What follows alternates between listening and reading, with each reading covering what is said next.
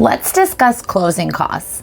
Closing costs are just a basic part of the real estate transaction process. Of course, this is money that you do have to pay at the end of your deal when you're actually closing on the home.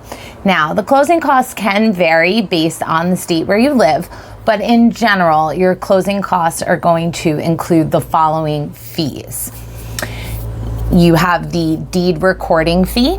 That's the fee that you're going to pay to the town to actually have the home put into your name. There's transfer tax. Again, that's just a fee that you have to pay, which is for the taxes. Generally, taxes for a home are paid up front as part of that mortgage payment. So there is a fee involved in transferring all that over into the new homeowner's name. You may also have fees for the notary. You're going to have a notary republic sign off on certain deeds and documents for your home purchase or your sale, and you'll have to, pay them their fee. There's also the title. You always get a title and have a title search done as part of the home ownership process, and that fee may be built into your closing costs as well. So there's also loan origination fees that you'll have to pay, and that is going to vary depending on the type of loan that you have, and that should really be a discussion that you have with your mortgage broker because they'll be able to give you a really accurate number for what that is. Of course, in New York, you do have to work with a real estate attorney. So you're going to be paying your real estate attorney at the time of closing as well. Some additional costs that may come up at closing, there may be bills that have been paid ahead of time, like the electric or the water or sanitation.